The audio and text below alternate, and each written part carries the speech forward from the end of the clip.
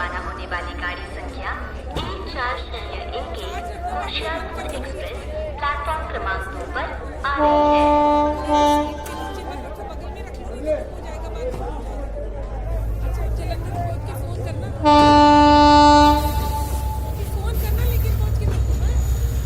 हाँ मैं ही over react करती हूँ।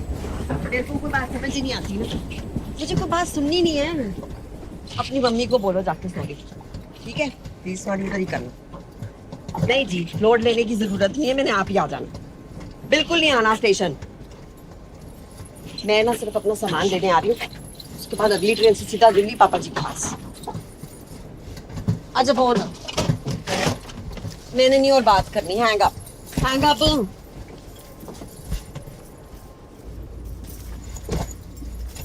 जिंदगी झंड कर रखी है।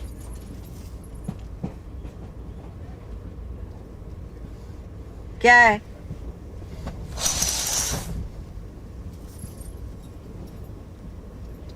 शादी होगी तेरी? नहीं, कुड़माई हुई है। कभी मत करना शादी, तो कभी मत करना। जिंदगी ना बर्बाद हो जाती है। ये जो कस्में वादे करते ना एक दूसरे को खुश रखने, कुछ साल में सारे ही खत्म। मेरी बात मान, सिंगल रह, ऐश कर। नहीं तू बिलीव नहीं कर रहा ना मेरी बात। छोटा है ना, समझ नहीं आ रही तेरे को बात। क्या इस उम्र में ना हरभजन सिंह सब कुछ बड़ा प्यारा प्यारा लगता है। आप थोड़ी चाय पी लो जी। हाँ मैं पी लेती हूँ। भैया तुम पियोगे? हाँ तो सीधा मत। एक चाय देना। कितने की? 10 की।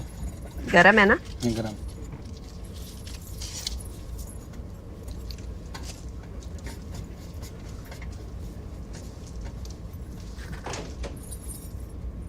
अच्छा बोल, मैं भी तो सुनूं आजकल की यूथ को शादी करनी क्यों है?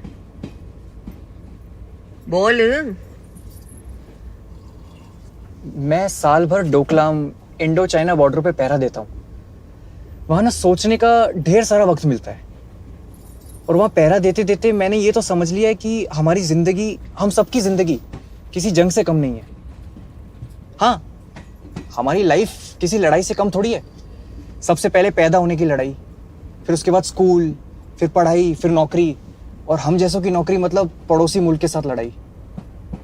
हमारे इर्द गिर्द में लड़ाई और जंग की निशानियां हैं। आपको पता है इस ट्रेन की रूट पर दो जंग के मैदान हैं, पानीपत और कुरुक्षेत्र। अच्छा, और फिर शादी करो और अपनी मिसेज से लड़ते बैठो। मैंने देखा मेरे परिवार में, मैंने तो सोच लिया ये मेरे साथ नहीं होना। वैसे भी एक फौजी को साल में 1 महीना मिलता है घर जाने का, उसमें भी लड़ते बैठो फिर तो। तेरा सही है, तेरी ना मम्मी अच्छी होगी, मेरी सास की तरह नहीं। तेरा ना ससुर बहुत पहले सुधार गए थे। अब ना मेरी सास अपने बेटे की हर बात में अपना नाक घुसा देती है। अच्छा एक बात बताओ, एक औरत है जो कि बेवा है और उसकी एक ही औलाद है, उसकी तो पूरी जिंदगी उस औलाद के आगे पीछे ही गुजरेगी ना। और जब वो औलाद अपना घर बसाएगा, शादी करेगा, तो फिर माँ को अकेलापन तो महसूस होगा ही ना। तो ना कराए ना शादी, बांध के रखे अपने कुमारे बेटे को अपने दुपट्टे से। ऊपर से दिल्ली चढ़वा दिया 8 महीने पहले। पता नहीं कौन से गांव में जाके रहना पड़ रहा है मुझे उनके साथ। मेरी ना लाइफ टोटल खराब हो गई है सच्ची। आपकी तो लव मैरिज? हाँ, लव अरेंज थी। जीत ने ना मुझे रिंकू की शादी पे पसंद किया था। फिर तो जी फोन पे फोन आने शुरू हो गए। मेरी सास तो पीछे ही पड़ गई थी पापा जी के कि हमें तो डिम्पी चाहिए। मैनू की पता कि बहू नहीं चाहिए, कठपुतली चाहिए जिसे सब कह सके वैसे ही करे। मेरी लाइफ है, मैं अपने स्टाइल से जीऊंगी। आपको पता है ना, बंदे ज्यादातर अपनी माँ जैसी लड़कियों को पसंद करते हैं। नहीं मतलब कुछ लोग होते ही हैं प्लस माइनस। आपकी सास ने भी आपको इसलिए चुना होगा क्योंकि आप बिल्कुल उनकी तरह हो। उनको भरोसा होगा कि उनके बाद आप ही उनके घर का ख्याल रखोगे, उनके बेटे का ख्याल रखोगे, सबसे निभा कर चलोगे। गांव भी आपको इसलिए बुला लिया होगा ताकि आप उनके तौर तरीके समझो। चलिए, आप उनकी कुछ एक माइनस बात बताइए, मैं उसमें से आपको कुछ प्लस ढूंढ के बताता हूँ। क्या रैपिड फायर? जो मर्जी बुला लो। मम्मी जी ना बड़ी अखड़ू है। वो स्वाभिमानी है, अधिकार जताती है, प्यार करती है, हर चीज पे तो कंट्रोल करती है। सतर्क है, कहीं कोई गलती ना हो जाए। आप भी तो वैसी हो ना, सतर्क, स्वाभिमानी, सबका ख्याल रखने वाली।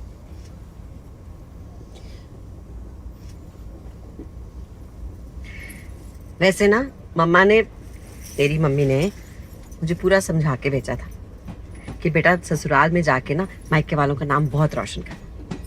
और जब पर मेरी सास कोई मुझे रिस्पॉन्सिबिलिटी नहीं देती तो क्या नाम रोशन करूं मैं? कोई नहीं, मैं भी अपनी लाइफ अब अपने कंट्रोल में ले रही हूँ। सामान लेने जा रही हूँ, फिर दिल्ली वापस। मैं नहीं रहना चाहती।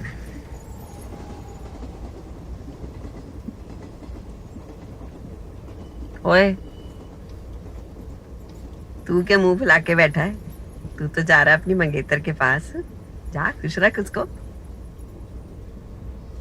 आपको क्या लगता है सारी दुनिया परफेक्ट है और आप ही को प्रॉब्लम पति मिला है? निम्मी और मेरी भी झगड़े होते हैं, वो भी चिट्ठियों में।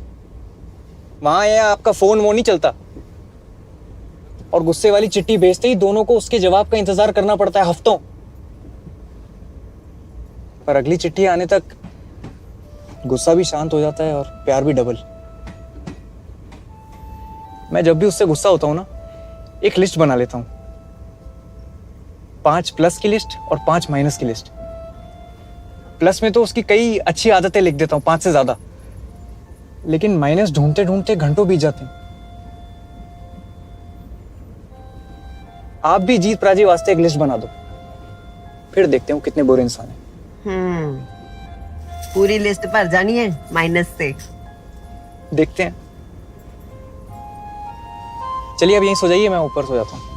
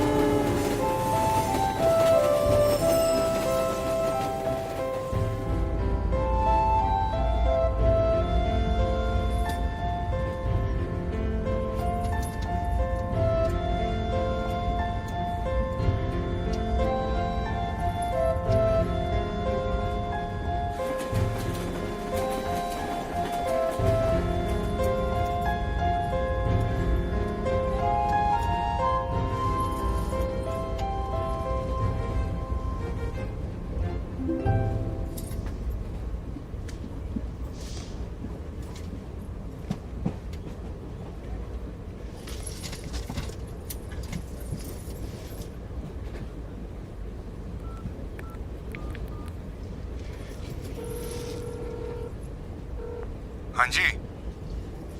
तुम अभी तक सोए नहीं? नहीं, तेरे फोन का वेट कर रहा था।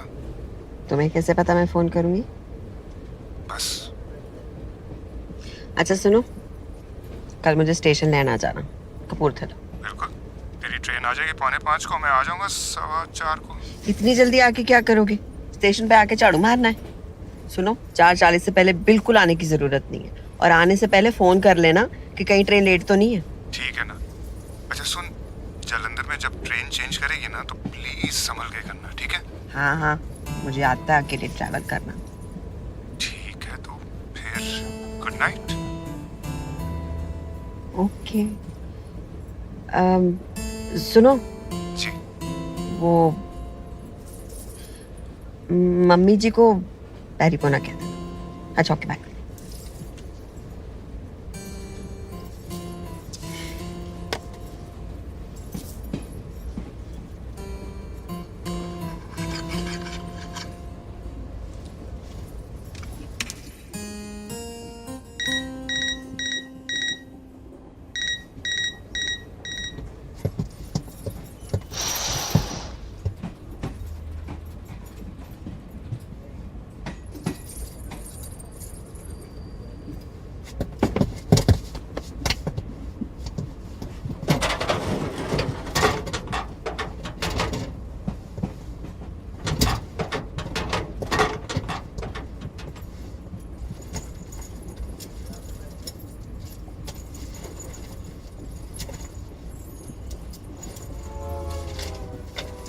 तो भर गई नोटबुक? तो बड़ा ज्ञानी है। पता है, हम फौजियों की जिंदगी है ना, बस एक पल से दूसरे पल तक होती हैं। कब प्लस से माइनस हो जाए पता ही नहीं। हम तो ये भी नहीं जानते कि हम रिटायर होंगे या शहीद। तो हम जितना भी जीते हैं उसमें से हर एक पल से जिंदगी निचोड़ के जीते हैं। पर आप लोग तो सिविलियन हो, आप लोगों की लाइफ तो कितनी सेफ होती है। तो आपकी इतनी लंबी लाइफ में न जाने कितने ऐसे पल होते होंगे जिसमें से आप खुशियां और प्यार निचोड़ के जी सकते हो। अब तेरे को और निमी को ना बहुत सारी खुशियां दी और ढेर सारा प्यार। रब ने तो मेरे मंगन तो पहले ही मैंने बहुत कुछ दे दिया था। सुन, तू कहाँ तक जा रहा है? कपूरथला। ले, मैं भी तो वहीं जा रही हूँ। सीट नंबर क्या है? टिकटें तो वो ले गए। चल कोई नहीं, स्टेशन उतर के मिलना, ठीक है? मैंने ना तेरा इंट्रो कराना है जीत से। देखना लोग कैसे मिल जाते हैं ना। एक ट्रेन मेरी आगे पीछे हो जाती ना तो तूने मुझे कहाँ मिलना था। मैं भी हर साल लीव पे डिब्रूगढ़ एक्सप्रेस ही लेता हूँ, बस इसी साल वो रूट अलग पड़ गया। शायद आपसे मिलना लिखा था।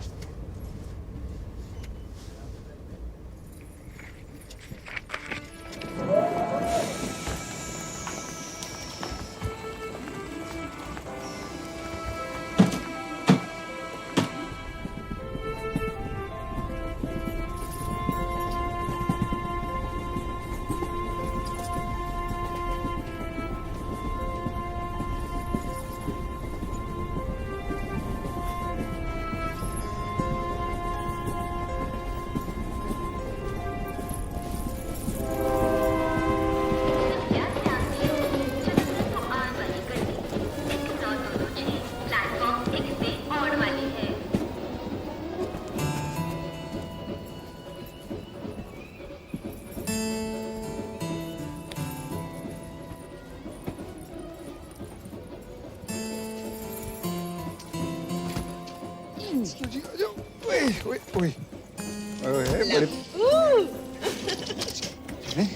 चलो।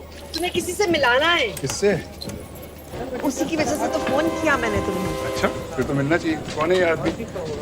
फौजी है। उसका नजरिया देखोगे ना तो कमाल। ए ओए, सुनो, वो हरभजन सिंह कहाँ है? वही जिसका लगेज उठा के आप आए थे, सलूट कर रहे थे जलंधर स्टेशन पे उतर के। आप बाबा जी की बात कर रहे हो क्या? बाबा जी? 22-23 साल का लड़का था, इसके जितना होगा। हाँ, पर बातें तो बाबा जी वाली कर रहा था। मैडम जी, वो 22-23 साल के थे तब निकल लिए। हाँ, आप किसी और से बात कर रही होंगी। क्या क्या कह रहे हो? ये देखो मेरी टिकट। सामने बैठा था बर्थ पे, मैंने उसका बैज भी पढ़ा है। ऐसा ही बैज था तुम जैसा, हरभजन सिंह लिखा था उस पे।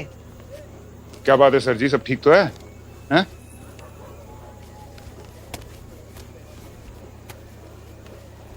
आप इनकी बात कर रही थी?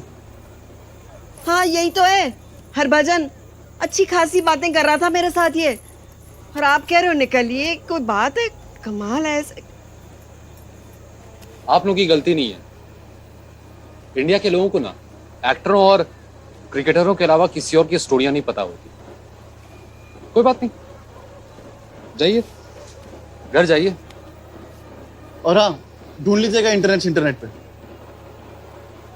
बाबा हरभजन सिंह भारतीय सेना के एक सच्चे सिपाही थे।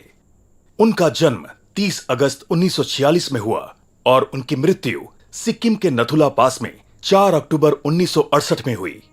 जब वो 3 दिनों तक लापता रहे, उनके अफसरों ने उन्हें भगोड़ा घोषित कर दिया।